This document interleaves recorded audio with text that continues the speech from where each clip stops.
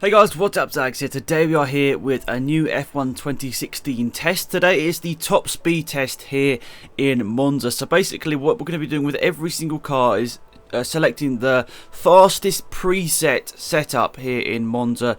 And basically we're going to measure down the main straight by the 50-meter board what our top speed is, and I've got them all written down, and I'm going to show you guys all of the footage as well. So this is a nice little comparison, and one that you guys did mention in the comment section below. So obviously it's one that is very hard to get, perfect.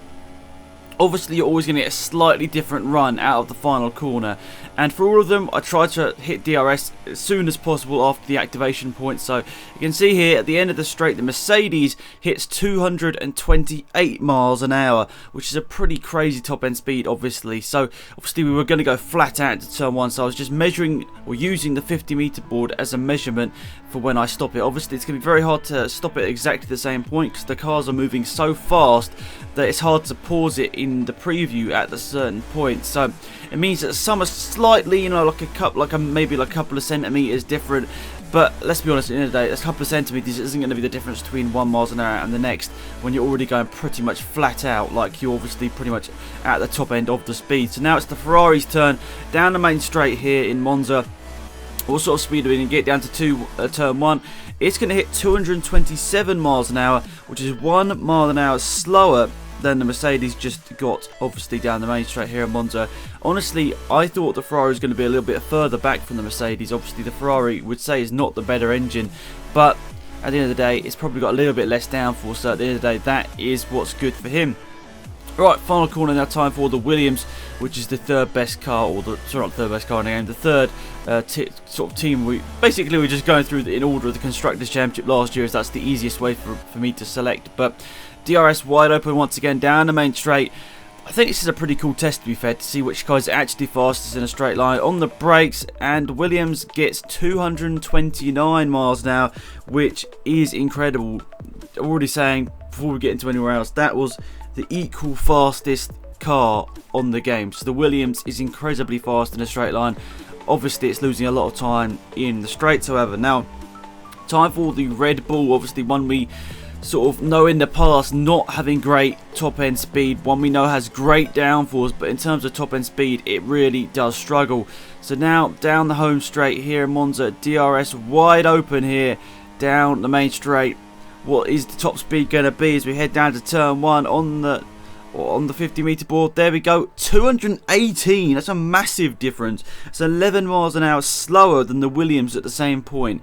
That is absolutely incredible. You don't probably realise because you're going so fast, but you don't really realise that you're going that much slower. But 11 miles an hour top end difference between the Williams and the Red Bull. That is absolutely crazy. Next up is the Force India. Obviously going to be very similar to the other Mercedes powered cars, and we know the Force India is very fast in a straight line. It's always had that trait over the last couple of years.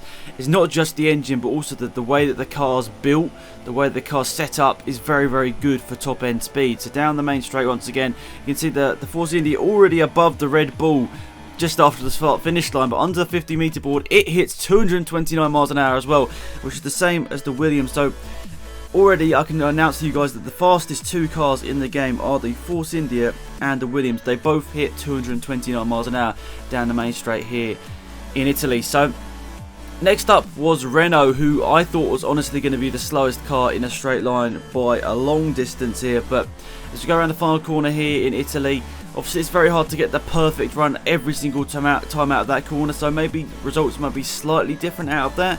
Maybe, there might be a mile an hour in it, but, you can definitely see the difference between the best and the worst through this little test here. So, you can see once again at the 50-meter board, the Renault hits 223 miles an hour, which is the second worst so far. Only the only the Red Bull was slower. Obviously, Red Bull with a 218, Renault with a 223. Obviously, both have the same engine, but you'd say that the Renault has less downforce than the Red Bull. So that's probably where the Renault is getting its extra top end speed. Next up is the Toro Rosso. Now, one I don't think I've driven at all in this game, actually, to be fair. I think the Toro Rosso is probably one of the few cars I haven't driven at all in this game. So down the main straight once again. I think once again this was going to be a slow car in a straight line. Obviously it has that Renault power. Now they switch between like Renault and Ferrari each year, Toro Rosso, but I'm pretty sure they were Renault this year. And at the 50-meter board, best of the Renault engine powered car so far at 226. Or if it's not Renault, Ferrari powered. I think actually no, it's last year's Ferrari power, isn't it? That makes more sense. So in a straight line, 226 there for the Toro Rosso, which is pretty decent to be fair. Only 1 miles an hour before the the current Ferrari powered car. And you'd probably say that the the Toro Rosso this year probably actually has less downforce. So next up, the Sauber, which obviously in real life at the moment is the worst car, but in the game it's sort of based on the first race of the season, I think. So at the moment in the game, the Sauber's not actually the worst car, and in terms of its straight line speed, you'd probably expect it not to be that bad. So down the main straight here, this has got the Ferrari power in as well, same as the Toro Rosso that we just saw.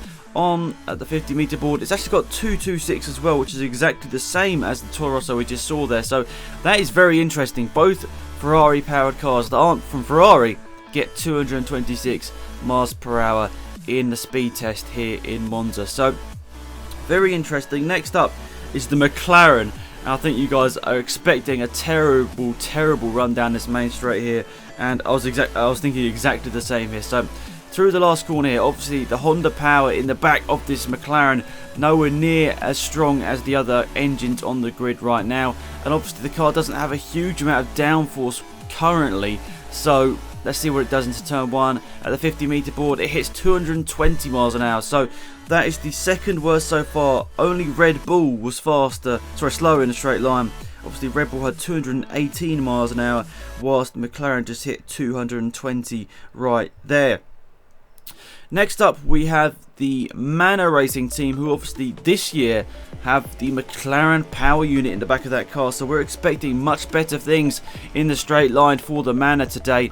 Obviously, with that Mercedes power unit in the back, you're expecting much higher top-end speed than what they're probably hitting in the last couple of years with the Ferrari in the back. Obviously, the Mercedes power unit, thanks to a couple of sponsorship deals with drivers. So we'll see into turn 1 with those sponsorship deals paid off into turn 1 at 50 meter board, 224, which isn't actually that good.